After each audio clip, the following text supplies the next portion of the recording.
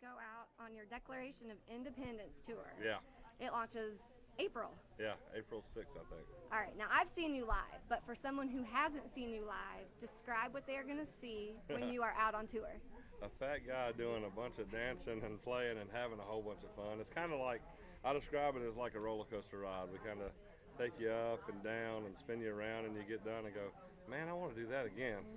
And I believe you know, when you're playing music live, the people work too hard to give their hard-earned money to come see you, then you owe them everything you got. And I absolutely leave every bit of it on the stage when I'm up there. I play hard and I have fun, and when you're doing that, the fans they know it and they can have fun. It's infectious. Yeah, I hope so, because I wanted to create a show that if you had no idea who I was and somebody said, hey man, we're going to this, and you're going and you didn't know what it was, that you'd walk out of there and go, that was awesome. I'm a fan of that guy now, and so I worked hard to try to do that. Now I know you're also in the studio doing your fourth album. Fourth record, yeah. Yes. I never thought I'd make one, let alone four. So. Tell us a little bit about what we can expect from you on this fourth album. You know, the last couple of records, I cut a lot of outside songs, a lot of great songs, but I tried to please a bunch of different people, as far as maybe even some industry people. And what does everybody want me to do? Will this help me if I do this? And I kind of softened things up a little bit. The last couple of records, great songs on there. But this record, I went back to going, yeah, well, I'm going to do what I really want to do, which is more like the first record. And I started looking at my live show going, all right, I have to play off my first record. There's 7 songs that I absolutely have to play or they'll kill me. And I went, I don't have 7 songs on the last 2 records that I have to play. You know what I mean? I got some good songs. I got to play Chicken and Biscuits and Cricket on the Line and She Likes to Ride in Trucks and Country Thing. I mean, there's certainly some songs that were fantastic, but I just went back to being as open and honest and going, yeah, if the song's 4 minutes, then it's 4 minutes. I'm not going to make it 3 minutes just because somebody's telling me it needs to be 3 minutes. You know, I'm going to make the songs that are real and honest to me. And I wrote with Craig Wiseman and Jeffrey Steele and David Lee Murphy. I meant like just these unbelievable songwriters, Rodney good Lord, Clausen. And so it's Dan Huff's doing some of the songs on there. We're actually in the studio tomorrow. You're dropping some names. Yeah, I'm just like, this time I'm like, all right, I'm taking my gloves off. I'm going to really hit you in the mouth with this record. It's the best group of songs I've ever had, and I wrote 95% of it just because I know what my fans are. I know what I am, and I know what I'm not, if that makes any sense. So I'm going to be what I am and the best I can be at it. So I'm excited about this record. Now, I know you've done a lot of collaborations in the past. Will we see any collaborations on this album? There's going to be some, and this time it's going to be a complete secret. I'm not going to tell a soul until we get done. I'm not. Every other one I've kind of told some people. This one is going to be some, and I think some people are going to go, what in the world? Like, I didn't expect that to happen. It's going to be fun. It's going to be really fun. I'm excited about it. So, I was reading through your bio, and it said that a lot of your songs became autobiographical for you. Yeah. So what's the most personal song that you've ever written? Well, there's probably some on this new record that you haven't heard yet. Up until this record, you know, one of the most personal songs for me was She Likes to Ride in Trucks, which, you know, I mean, that was about my 16-year-old daughter. That was very real to me. When I wrote that song with those guys, you know, we wrote the chorus. I had the idea. We wrote the chorus, and I said, I got to write the verses. And they're like, we don't get to help? I was like, no, because you don't know what I'm feeling. This is my daughter and our relationship, so I had to write it from that aspect. But on the new record, I got quite a few that are probably more open and honest than I've ever been on a personal level. A song called Back that's, you know, just about childhood and how things have changed. And I talk in the last verse of the song, I talk about my dad and my little boy being best friends and how I wish it could last forever. But the reality is that it's not going to happen. And my mom always giving me advice, and what am I going to do when she's not around?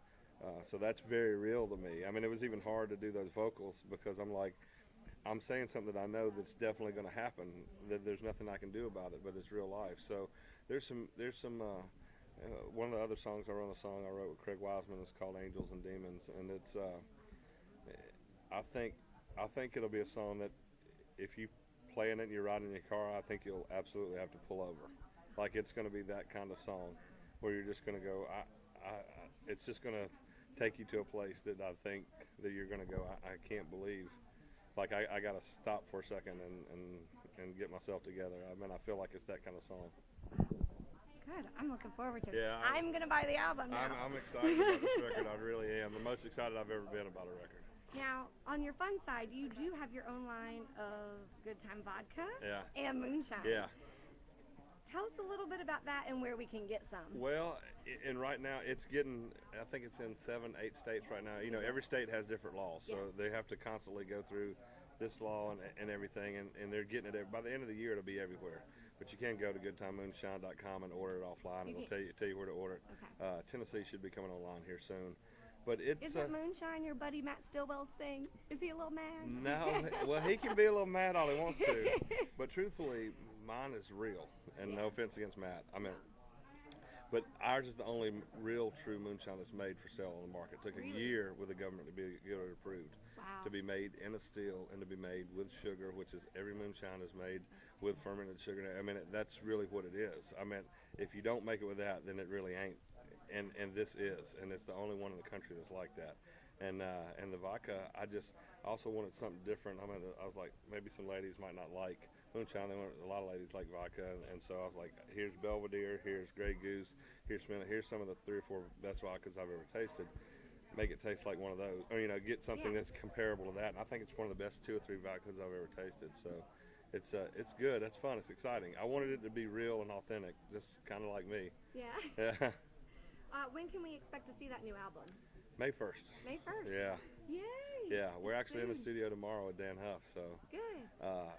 I've never been more excited about a record, and like I said, I love the last 2 records I made. I stand behind every song. I never cut a song that I don't want to cut. So I mean, I really believe that. But I just felt like I wanted to get back to being no rules, no nothing, just completely honest. I remember when I was writing with Jeff for the first time, Jeffrey Steele, he said, about midway through, he goes, "Where have you been for the last 10 years of my life?" And I was like, "Huh?" He goes, the freedom of writing with you is, I haven't felt like this in so long. I can't believe the freedom I'm feeling writing with you. Like we can say whatever we want to say, wherever the song takes us, and nobody from the record label is going to come in here and go, "Hey, you can't say that," or "You can't do that." And he said, "I haven't been this excited about writing with anybody since the first time I wrote with Craig Wiseman." I was like, "Wow, dude." I mean, I'm just going, you're one of my heroes as a songwriter. So it's that's pretty humbling when somebody of that caliber, and the same with writing with Craig Wiseman. We just clicked, and sometimes that happens. I mean, sometimes you put great songwriters, and that doesn't mean you'll get a great song. Sometimes they just don't. I did with those guys, and it was pretty special. I mean, I can't believe some of the things we wrote. I'm really excited about it. Good. I'm excited too. Yeah. All right, we're going to do 10 quick questions. All right. If I came to your home and looked inside the refrigerator, what would I find? I don't know. I ain't been there. Probably my kids been there. Probably leftover pizza and Zaxby's. Probably. I hadn't been there in so long. I don't know what's in there. Who was your first celebrity crush? Wow. Probably Daisy Duke, I reckon.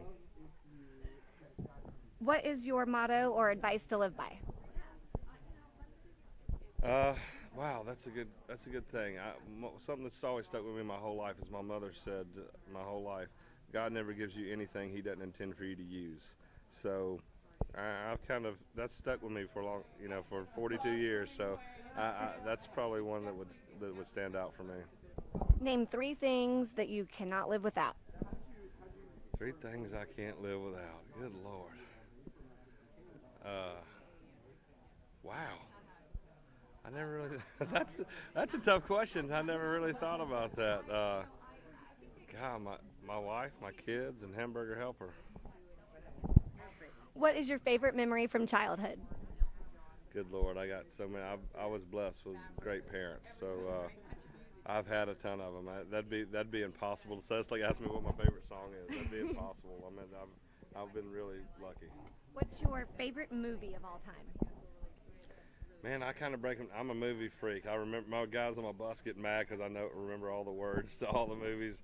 It kind of depends on comedy, drama. I meant, What's your favorite comedy? Caddyshack's pretty good because I did play golf for a living.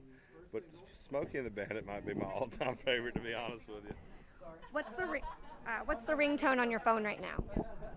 You know, I got the iPhone 2 days ago, so I ain't even figured it out yet. I mean, it's a little tough for a redneck, this whole iPhone thing. I'm trying to figure it out. I ain't quite got it there yet. Name one song that you wish you had wrote. You know, right now, there's been quite a few, obviously. Right now, one that I really wish I wrote is She Loves Me Like Jesus Does, the Eric Church song. There's quite a few on that record that I wish I wrote, to be honest with you. I thought that Chief record was by far the best album, top to bottom, that I heard last year. What was your very first job? Very first job, I guess washing cars up here at my dad's car lot, probably. And do you have a favorite restaurant? Nah, I like, you know, I mean, you can't get 300 pounds by having a favorite. You like lots of things. I mean, so it just depends, you know. I like lots of things, and they're all in different places. So it's normal. Whatever it is, it's probably fried and bad for you.